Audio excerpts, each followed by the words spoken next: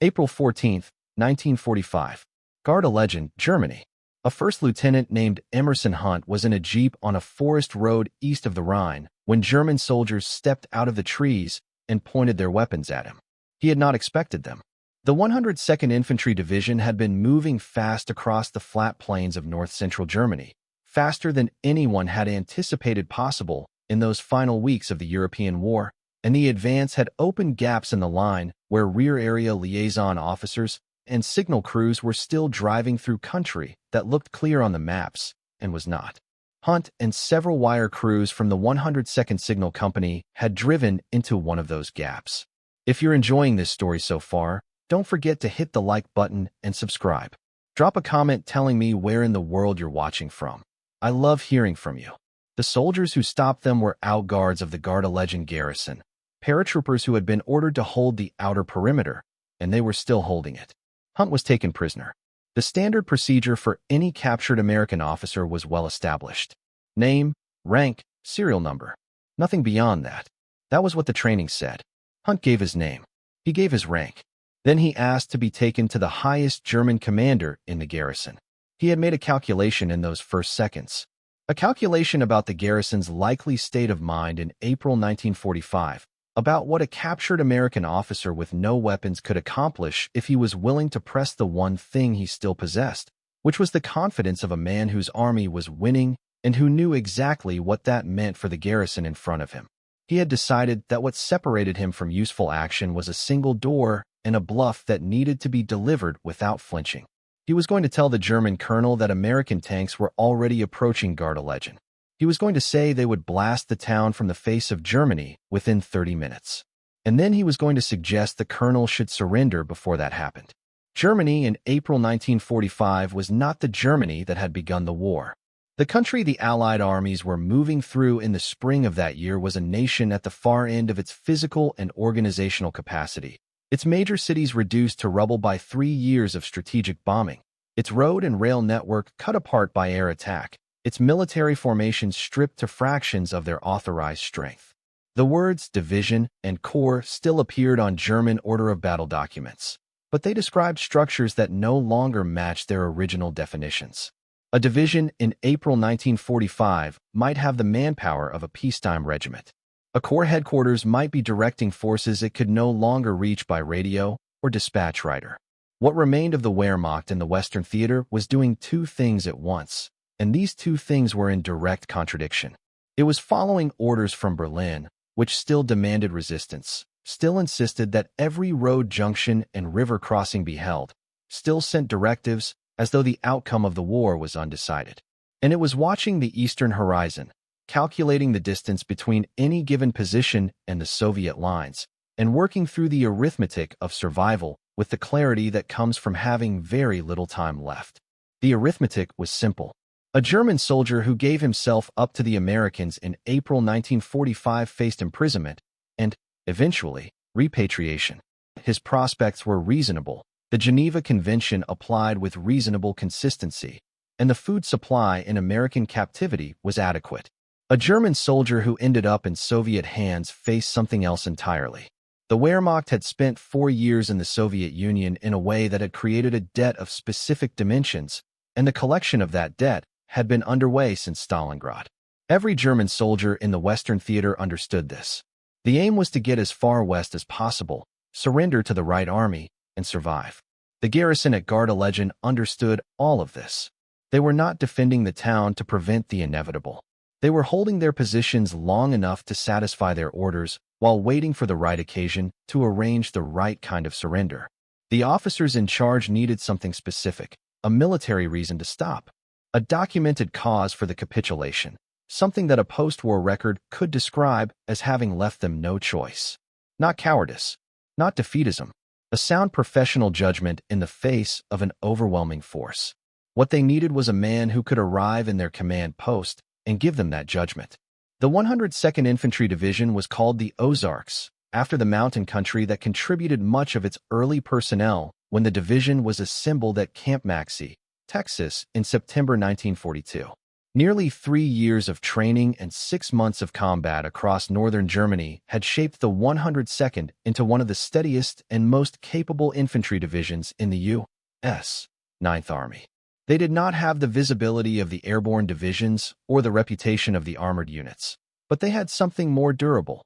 They had learned the trades of infantry warfare in northern Europe and applied them without drama across a sustained campaign, objective by objective, through the Rohr River crossing, through the long winter defensive line, through the Rhine, and into Germany in the spring. The advance through Germany in April 1945 had a character unlike anything the division had encountered in the preceding months. The resistance was real when it came, as it did at the Weser River crossings and in the dense Teutoburger Wald, but the spaces between the engagements had changed. Villages surrendered with white sheets hung from windows before the lead elements arrived. German soldiers materialized from farm buildings and roadside ditches with their hands raised, seeking out the nearest American soldier rather than waiting to be found. Civilians stood at the sides of roads and watched the column pass with the expressions of people who had been told something for years that the sight of American tanks was now definitively contradicting. The army had a name for the German soldiers who surrendered in numbers and without organized direction: Wehrmacht stragglers. There were so many of them in April 1945 that the processing infrastructure could not always keep pace. By mid-April 1945, the 102nd was pushing southeast through a band of pine forest, following the spearheading 5th Armored Division toward the Elbe River. The Elbe was the agreed limit of the American advance eastward, the line at which the Western Allies and the Soviets had arranged to meet.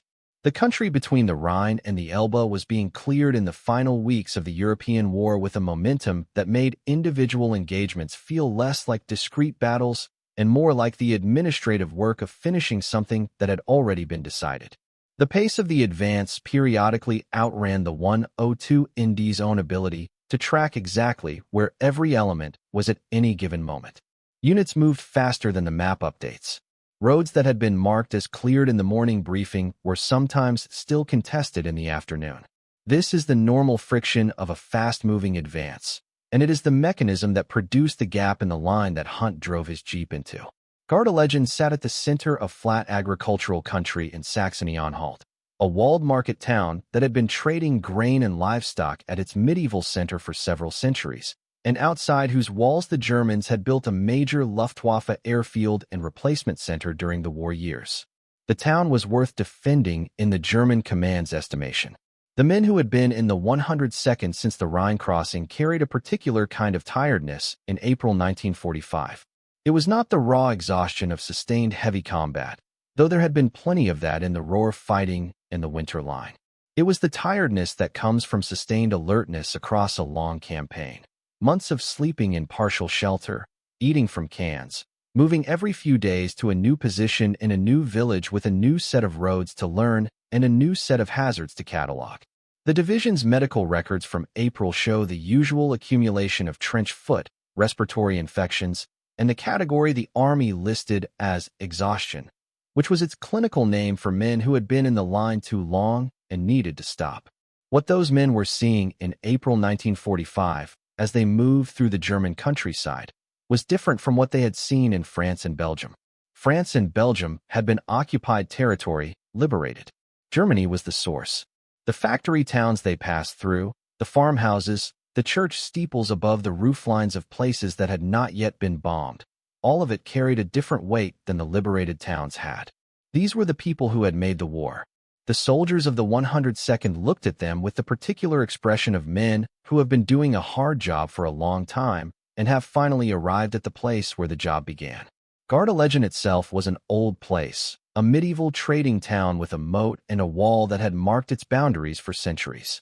The airfield outside the walls was a wartime addition, built up through the 1930s and 1940s into a major Luftwaffe installation, and it was what gave the garrison its character and its order of battle. The soldiers defending the town were a mixed force, paratroopers assigned to hold the outer approaches, Luftwaffe ground personnel who had been converted to infantry roles as the air war stripped the airfields of their operational purpose, and the administrative staff of what had been a functioning replacement center. The colonel in command had soldiers from several different branches under him. which was typical of April 1945 German organization and which created its own complications in terms of morale and unit cohesion. Paratroopers fight differently from airfield personnel, and their willingness to hold the outer perimeter was not necessarily shared by the entire command. The paratroopers on the outer perimeter and the Luftwaffe ground personnel inside the walls had been living in an uneasy proximity for several days by the time Hunt arrived. The paratroopers had been ordered out to hold the approach roads, and were doing it. The airfield personnel had watched the operational aircraft depart as the front moved closer, the hangars empty now, the fuel trucks idle, the ground crews reassigned to rifle positions around the perimeter. The replacement center's administrative function had stopped. The men who were supposed to be processed through it were the men now picking up weapons they had not trained extensively with and being told to defend positions. This is not a recipe for cohesion, and the garrison colonel was well aware of it. His most reliable soldiers were out in the pine forest holding the road junctions. His least reliable were on the inner perimeter of a medieval walled town, waiting for something to happen and understanding, at varying levels of clarity, that what was going to happen was not in their favor. The 2nd Battalion of the 102 ND's 405th Infantry Regiment, approaching from the north through the pine forest, ran into paratroopers at the village of Wiepke first, then more paratroopers in the woods between Wiepke and the town. Artillery and tank support cleared Wiepke. The battalion moved south. Automatic weapons and 20mm flak fire from the tree line stopped the advance again. These were not men simply going through the motions of resistance. The Luftwaffe paratroopers defending the approach roads from the north had their orders, their positions prepared, their fields of fire established. They were holding a defensive line in the manner of soldiers who had been trained to do exactly this, and the 2nd Battalion was earning every yard of its advance through the pine woods. The distinction between this kind of resistance and the passive surrender that characterized most of the Western German front in April 1945 is worth understanding, because it explains why the Gardelegen garrison had not already arranged its capitulation the way so many other German commands had done that month. The garrison had paratroopers on its outer perimeter, and those paratroopers were holding. As long as the outer defense held, the internal dynamics of the command had not yet reached the point of decision.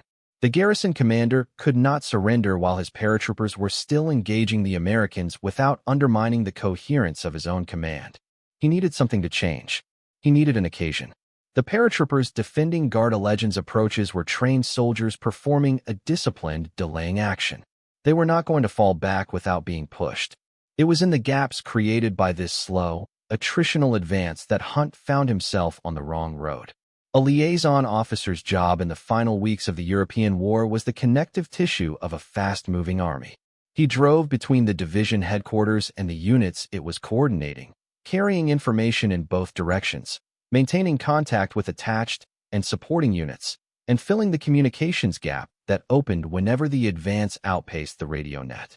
Hunt was linking the Ozarks headquarters to the 701st Tank Battalion, a supporting armor unit. Liaison officers in this role had a more complete operational picture than most of the infantrymen in the forward elements, because they attended the daily headquarters briefings that assembled the divisional view of the front. Hunt knew where the army as a whole was and where it was going, even when he could not know with precision where his own jeep would be in 30 minutes. What he knew, specifically, when the outguard stopped him on the forest road, was that the 701st Tank Battalion was somewhere to the north and west of Gardelegen. 2 platoons of the 701st had reached Estet, a village north of the town. The rest of the battalion's armor was, in the language the 102 ND Division's official history would use months later when this day was committed to the permanent record, far, far away. This was the fact he chose not to share with the garrison commander. Liaison officers who worked the roads between headquarters and forward units in those final weeks operated in a specific kind of operational ambiguity. The front was not a line. It was a series of corridors of movement with uncleared ground between them, and the uncleared ground could hold anything from empty countryside to an active German rearguard that had not received the order to pull back. Hunt knew this. Every liaison officer who had been in the theater long enough knew it, and they drove the roads with that knowledge alongside them, checking mirrors, watching tree lines, reading the character of the ground. What Hunt was carrying when the outguard stopped him was the accumulated operational picture from the division's morning briefing, where the 5th Armored was, where the 405th Infantry was, where the 701st Tank Battalion was supposed to be, and the general trajectory of the advance toward the Elbe. He had the map in his head that a headquarters man carries. The garrison colonel, by contrast, had been watching the northern approaches since the previous afternoon and trying to interpret what he was seeing. He knew the Americans were close. He did not know exactly how close, or what was coming next, or how much time he had before the decision was made for him.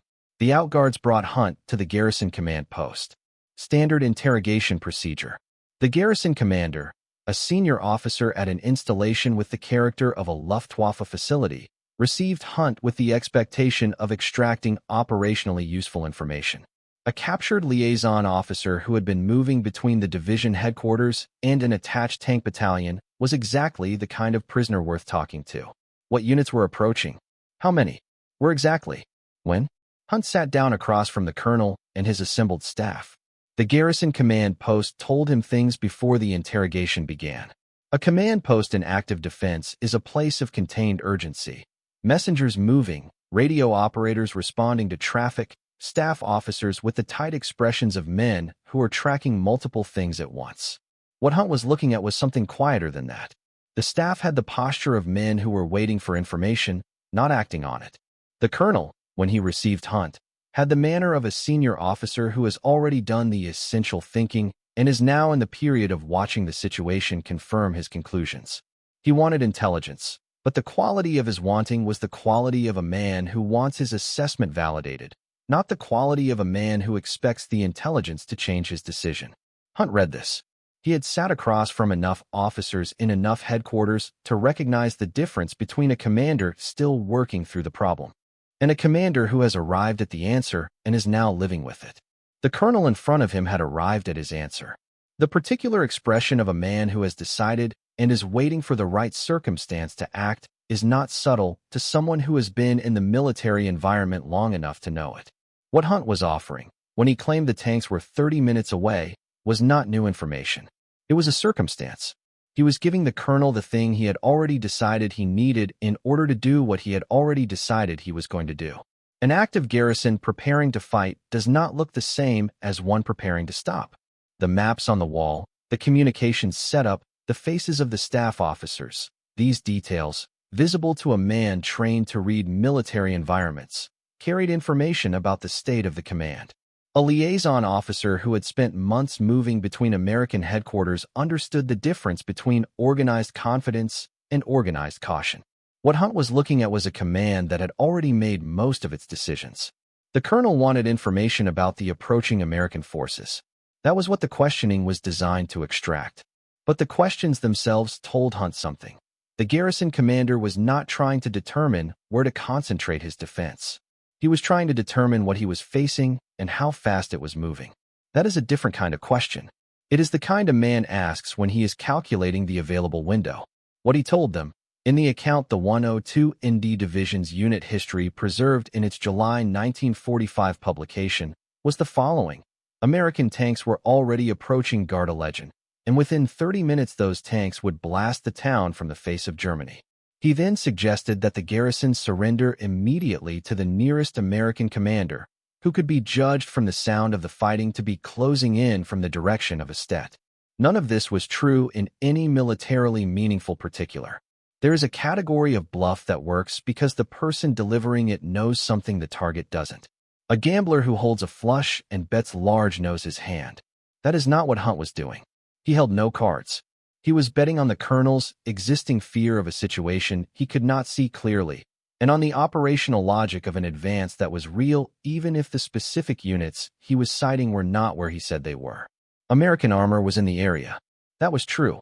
The 5th Armored Division, which the 102nd was following, had been pushing through this part of Saxony-Anhalt for days. Tanks were on the roads east of Gardelegen and north of it. The 701st Tank Battalion existed and was moving. Even if its precise location was unknown to Hunt at the moment, he was claiming to know it exactly. The bluff was not fabricated from nothing. It was fabricated from the surrounding truth, which is the most effective kind, because the surrounding truth gives the target nowhere solid to push back from. The 701st Tank Battalion was not within 30 minutes of Gardelegen. The force approaching from Estet had 2 platoons of armor at its disposal, not a column. Hunt had no idea where his battalion actually was at the moment he was delivering this presentation.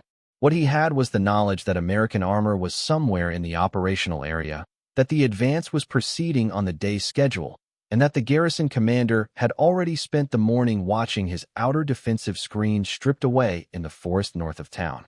He had the noise of the fighting at Wiepke and Estet carrying clearly through the pine forest to the command post. He had the visible evidence of artillery moving into position on the approaches. He had, in other words, everything a good bluff requires except the part that was true. He had the context that made the false claim plausible, and he had the nerve to deliver it as though he were reporting a fact he had seen himself. The colonel believed him. If you're hooked on this story, make sure to subscribe and turn on notifications so you never miss an upload. Your support means everything and helps me bring you more emotional stories like this one. The precise mechanics of that persuasion are gone from the historical record. Whether an interpreter was in the room, what language the exchange took place in, what the body language looked like across the table, none of this survived into the documentary record. What survived is the outcome. The garrison commander accepted Hunt's account, agreed to surrender the garrison, and detailed a Luftwaffe major to accompany Hunt back through the outpost line to make contact with the American tanks and arrange the technical details of the capitulation. Hunt walked out through the German outpost line. The paratroopers who had stopped him on the forest road watched him go. They had no way of knowing what had happened in the command post. Their orders had not changed yet.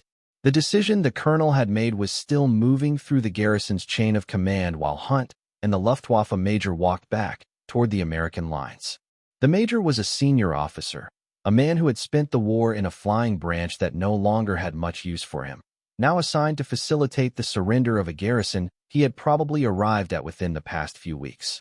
He and Hunt were walking together along a road in Germany in April 1945, one man knowing exactly what was happening and the other man believing a different version of it, both of them moving through the same pine-scented April air toward the same outcome.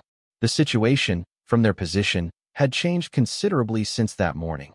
Their commanding officer had agreed to surrender, and the captured American officer they had brought in for interrogation was now walking back out under escort to arrange the terms. The outguards had done their jobs correctly. What they were watching now was the consequence of an afternoon in the command post they had not been present for. Hunt walked out through the German perimeter with the Luftwaffe major at his elbow. The major was there to receive the surrender arrangement from the armored battalion. The armored battalion was not where Hunt had placed it. The 102 ND Division's history records that the major spent the remainder of the afternoon growing considerably puzzled about the location of the American tanks. This is the most precise the official account gets on the subject. A Luftwaffe officer who had been sent to coordinate with an armored column that was not materializing, spending the afternoon in a state of accumulating confusion about why the tanks were not appearing, is the clearest possible external record of what a successful bluff looks like while it is still operating.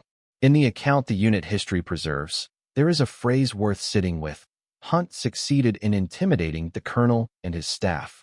The word intimidating carries specific weight in military language. It does not mean threatening in the personal sense.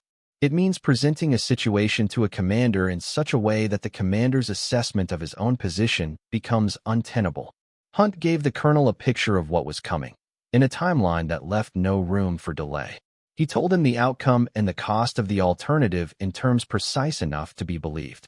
That the picture was false did not change what it did to the colonel's calculation. This is the skill at the center of the Gardelegen story. Not bravery in the conventional sense, not physical courage under fire, but the particular nerve required to sit across from an enemy officer in his own command post, speak with the confidence of a man who has seen the tanks himself, and not flinch. The garrison's decision had already been made. The colonel had given the order. The machinery of surrender was in motion, moving through the garrison's command chain to the assembled troops.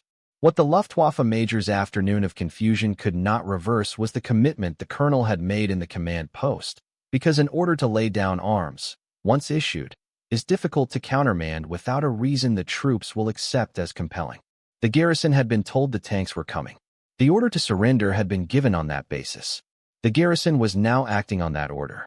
At 7 o'clock in the evening, a German staff car appeared on the road north of Gardelegen, with motorcycle escort and large white flags. The garrison commander had come personally. He was there to escort Colonel Williams, the commanding officer of the 405th Infantry Regiment, into the town for the formal capitulation. Colonel Williams drove into Gardelegen behind the German sedan. The entire garrison was drawn up in the courtyard, arms already stacked in rows on the ground, laid aside before the American commander arrived to receive them. The paratroopers who had been in the forest north of town since morning were there too, brought in when the order to lay down arms moved through the command. Men who had been firing automatic weapons at an American battalion 6 hours earlier were standing in formation in a medieval courtyard, unarmed, waiting. The light in Gardelegen at 7 in the evening in April was the low amber of late northern spring, the kind that makes the stonework of old buildings glow briefly before the dusk. The garrison had its arms in rows on the cobblestones. The colonel had come out in his sedan to make it formal. Some things in war end in debris and urgency. This one ended in something closer to order. The soldiers who had been fighting through the forest approaches with automatic weapons and paratrooper discipline throughout the day were standing in formation, waiting. The battle for Gardelegen, as the 102 ND Division's history later named it, ended there. The surrender had, the unit history notes, an almost ceremonial quality. The garrison commander had organized the capitulation with the same professional care he might have applied to a formal military inspection. What that capitulation was interrupting, on the other side of town, would be found the following morning, April 15, 1945, before full light. A patrol from F Company, 2nd Battalion, 405th Infantry moved through the outskirts of Gardelegen and found a brick barn on the Isenschnibbe estate. The barn was still smoldering. The smell arrived before the visual evidence, as it does with burned organic material. The structure was roughly 50 by 100 feet, brick-walled, with 4 large sliding doors. The charred remains of human beings covered the floor completely. The density was greatest at the 4 doors, where the men inside had concentrated in the last minutes, pressing against barricaded wood that would not move. The patrol called for medical officers and intelligence personnel. The chain of events that had brought those men to that barn had begun on April 3rd and 4th, when the SS camp administration at Dormittelbau ordered the evacuation of prisoners as American forces closed in from the west. Dormittelbau was a concentration camp complex built in the Harz Mountains of Thuringia, centered on the underground tunnels where the forced labor program for V-2 rocket production operated. The conditions underground had been among the worst in the entire German camp system. Cold, noise, rockfalls, constant production pressure enforced by beatings and summary execution. The men who were still alive when the evacuation orders came had survived conditions that had killed many others before April. They were Poles, Russians, French, Hungarians, Greeks, Italians, men from nearly every country Germany had occupied. They were political prisoners, resistance fighters, forced laborers. They had been inside the Nazi camp system for periods ranging from months to years. The camp had been built into the southern slope of the Kohnstein Hill near Nordhausen. The tunnel network ran through solid rock for more than a mile, with 2 main galleries and connecting cross-tunnels. The ventilation was poor. The lighting was inadequate.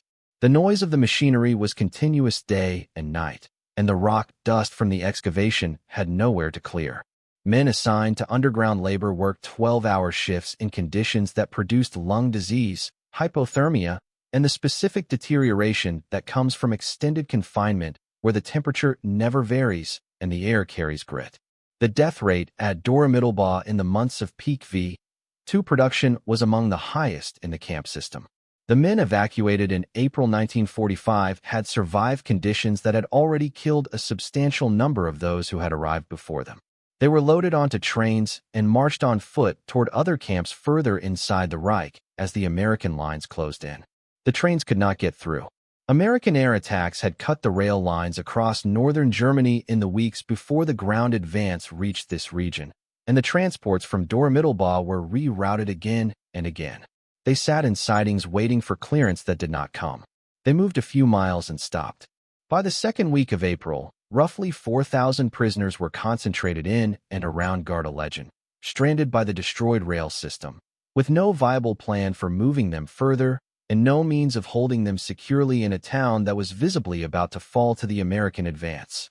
The SS Guards had been supplementing their numbers in Gardelegen by pressing into service whatever manpower the town could provide: Volkssturm members, Hitler Youth, local firefighters, Luftwaffe ground personnel from the airfield who were no longer needed for aviation operations.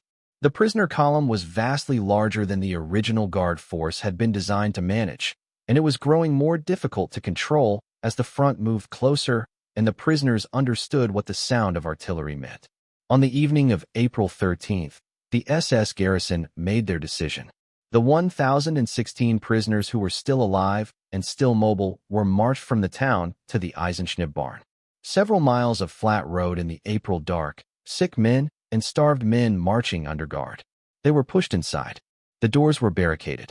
The straw on the floor had been soaked in gasoline. The guards set it on fire. The march to the barn was several miles on flat April roads in the dark. The prisoners who were too sick or too weak to walk had already been separated from the column at various points along the route from Dormittelbau.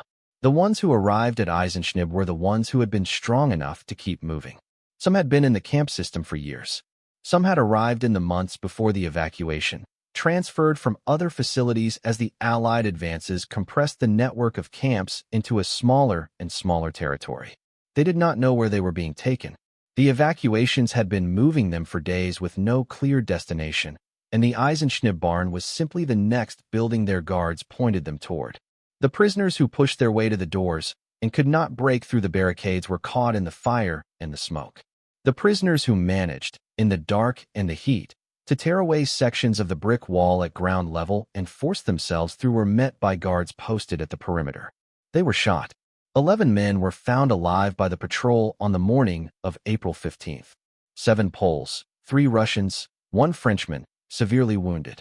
They had survived because the fire burned unevenly, because patches of floor near the ground retained breathable air longer than the rest, because they had pressed their faces to the earth and stayed there while the temperature built above them. The SS and their auxiliary forces had spent April 14th, the same day Hunt was being driven through the German outpost line to the Garrison command post, attempting to dispose of the evidence. Mass graves had been dug in the field in front of the barn. Bodies were being moved. By the SS calculation, another full day of work would have been sufficient to bring the concealment to the point where arriving American forces would find disturbed earth and a burned structure, but not the full picture of what had happened the night before. Hunt's Bluff ended the garrison's resistance on the evening of April 14th. The surrender took effect that night, before the concealment could be completed. The patrol found the barn still smoldering at dawn on April 15th because the time had run out. This is the arithmetic the Bluff produced, stated plainly. 1 man, captured, without weapons, claiming tanks that were not there, gave the garrison an occasion to stop fighting. The garrison stopped fighting 1 day earlier than it would have otherwise. That 1 day was the difference between a hidden crime and a documented one. Major General Frank Augustus Keating, the commanding general of the 102nd Infantry Division, arrived at the Isenschnibbe estate on April 15th. The accounts of men present describe a commanding general who moved through the professional vocabulary of his rank and arrived somewhere that vocabulary is not designed to hold. He looked at what was in the barn. He drove into Gardelegen and addressed the assembled civilian population from the hood of a jeep in the town square. On April 21st, his orders went out. Between 200 and 300 men from Gardelegen were required to report to the Isenschnibbe estate. They came because they had no choice. They were shown the barn and the mass graves. They were given shovels. Each of the 1,016 dead was to be exhumed from the common ground where the SS had placed them and reburied in an individual grave with a proper wooden cross marker. American Signal Corps photographers were present throughout. The work took several days. When the reburials were complete, Keating established a formal military cemetery on the estate grounds and issued orders that the citizens of Gardelegen were responsible for its maintenance permanently and without qualification. The men and women who had dug the graves had spent several days in proximity to the physical evidence of what had happened on April 13th. Some of them had been residents of Gardelegen when the prisoner column arrived in the town. Some of them had seen the guards marching the prisoners through the streets toward the Isenschnibbe estate. The Army's investigation found that the massacre had not been invisible to the town. It had happened at night, and the fire had been visible from Gardelegen. The smoke had been in the air on April 14th when the Americans arrived. The citizens who dug the graves in late April 1945 were burying something they had, in various degrees, already known about. On April 25th, a formal ceremony was held at the new cemetery. Colonel George Lynch, the division's chief of staff, addressed the assembled German civilians. His statement has been preserved in the division's history. The German people could not claim ignorance of what had been done in their name. They could not assign the responsibility to the Nazi Party or to the Gestapo alone. The responsibility belonged to the German people. The memorial tablet placed at the cemetery that day carried an inscription composed by American officers in Saxony-Anhalt in the spring of 1945. Here lie 1,016 Allied prisoners of war who were murdered by their captors. They were buried by citizens of Gardelegen, who are charged with responsibility that graves are forever kept as green as the memory of these unfortunates will be kept in the hearts of freedom-loving men everywhere. The Army's investigation, conducted by Lieutenant Colonel Edward E. Cruz of the 9th Army War Crimes Branch, was thorough. Cruz's report documented the chain of responsibility for the massacre, the SS transport leadership, the Gardelegen garrison's role in providing auxiliary guards, the local Volkssturm and fire department personnel who had participated. The report identified Erhard Brauny, the SS officer who had commanded the prisoner transport from Dora-Mittelbau, as the primary responsible authority. Brauny appeared before the Dachau Military Tribunal in 1947, was convicted of prisoner abuse, and sentenced to life imprisonment. He died in custody in 1950. The auxiliary forces who had participated, the local firefighters and Volkssturm members and Luftwaffe ground personnel who had held the perimeter while the barn burned, were harder to prosecute. Many had dispersed. The documentation was incomplete. War crimes prosecution in the immediate aftermath of a collapsed state is a process conducted under time pressure and with incomplete records, and Gardelegen was one of hundreds of crime sites being investigated simultaneously. Gardelegen was among the first documented atrocities reported widely in the American press. The New York Times and the Washington Post both carried the story on April 19th. Signal Corps photographs accompanied the accounts. Soldiers who had found the barn were quoted directly. One of them said, "I never was so sure before of exactly what I was fighting for. Before this you would have said those stories were propaganda, but now you know they weren't. There are the bodies and all those guys are dead." He was right. There are the bodies. The 102nd Infantry Division crossed the Elbe after Gardelegen, reached the agreed limit of the American advance, and spent the final weeks of the war watching Soviet forces approach from the east, while the European war concluded around them. They were at the Tangermund Bridge when the last engagements across the water ended, and they were present in the Allied lines when Germany surrendered unconditionally on May 8, 1945. The Ozarks had been in sustained combat since the Rhine crossing, and Gardelegen was the point in that advance that most of the men who were there would carry longest after the war. Lieutenant Hunt's name appears once in the 102 ND Division's official history. One paragraph, in the section titled Gardelegen. The account is precise and unadorned. A liaison officer captured by German outguards, who demanded to see the senior enemy commander, and then told that commander something false, delivered with enough conviction to be believed. The garrison surrendered. No Medal of Honor was recommended for what Hunt did on April 14th. The division history does not suggest one should have been. It records the action as the work of a soldier who applied his own judgment in a situation no regulation had anticipated, and it lets the outcome speak for what that judgment produced. The entire garrison surrendered. The 102 ND Division's history does not give a specific count of prisoners taken in the Gardelegen capitulation. What it preserves is the image. The staff car with white flags, the motorcycle escort, the colonel who came personally, the garrison standing in formation in the courtyard with arms already on the ground.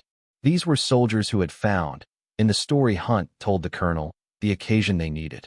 A professionally acceptable reason to reach the conclusion they had already decided on. The Isenschnibbe barn's ruins are a national memorial now, in Saxony-Anhalt, in reunified Germany. The cemetery has permanent stone markers where the wooden crosses stood in 1945. A visitor and documentation center opened in 2020 holds the full record of the massacre. The evacuations from Dor-Mittelbau, the rerouted trains, the decision of April 13th, the fire, the 11 survivors, the investigation by the 9th Army War Crimes Branch that produced the final documented count of 1,016 dead. The inscription composed by the officers of the 102nd Infantry Division is still on the cemetery wall, unrevised, in the language that American officers used in the spring of 1945 when they were trying to find words adequate to what they had found and what they were determined to make the citizens of Gardelegen responsible for maintaining. The Gardelegen massacre is documented in the records of the 9th Army War Crimes Branch, in the official 102nd Infantry Division history, in the Signal Corps Photographic Archive, and in the testimony of the 11 survivors collected and published by the Polish journalist Melchior Wańkowicz in 1969. The German civilian records from Gardelegen in 1945 include the registration of the graves and the names of the citizens assigned to maintain the cemetery. The documentation is thorough because General Keating made it thorough.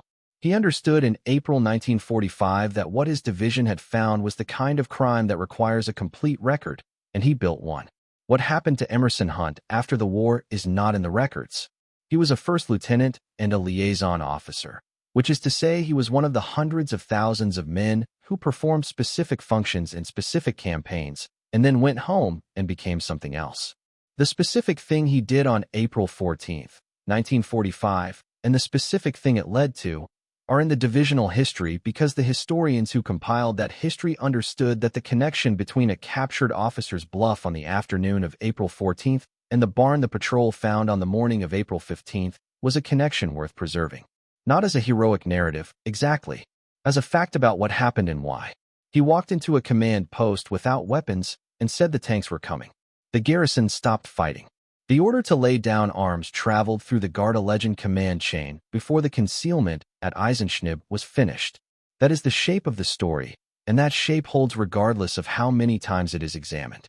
On the morning of the next day, 11 men were found alive in a smoldering barn where 1,016 people had died. 1,694 days of war in Europe ended on May 8, 1945. The Gardelegen massacre was one of the last large-scale killings of concentration camp prisoners by their guards in the entire conflict, committed in the final nights of a regime that killed until the killing became physically impossible to continue. What stands against it in the record is what Hunt's afternoon produced. A garrison that stopped fighting one day sooner than it would have otherwise, a concealment that did not have time to be completed, a patrol that arrived while the evidence was still there. The 11 survivors lived. The 1,016 are under the markers on the Isenschnibbe estate, in the cemetery that General Keating built and the citizens of Gardelegen were ordered to tend. The inscription says their memory is to be kept green. The officers who wrote that inscription in April 1945 understood something about the permanence of obligation that has not diminished in the 80 years since. The 102nd Infantry Division's post-war reputation never matched its wartime record, which is the common fate of the steady divisions that did sustained work without the dramatic single engagement that makes a unit's name.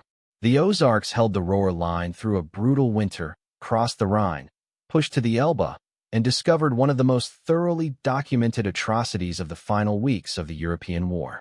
They did all of this in sequence, professionally, with the kind of competence that does not photograph well and does not make films. Major General Keating received the Bronze Star for the Gardelegen Memorial, which is the Army's way of acknowledging that building a cemetery and ordering 200 civilians to dig it, while managing a division moving toward the Elbe, was an act of command that mattered. The citation did not use the word justice. It used the word leadership. Hunt's name does not appear in any Medal of Honor database. It does not appear in the Distinguished Service Cross records for the 102nd Division. The Army's recognition of what he did at Gardelegen is the paragraph in the unit history, published in July 1945, by officers who had been there and understood what the afternoon of April 14th had produced. That paragraph is the record. It is enough. These are the names the record carries. Emerson Hunt, 1st Lieutenant, 102nd Infantry Division, April 14th, 1945. The 1,016 at Isenschnibbe. The 11 who were still there when the patrol arrived. The Signal Corps photographers who ensured the world had to look.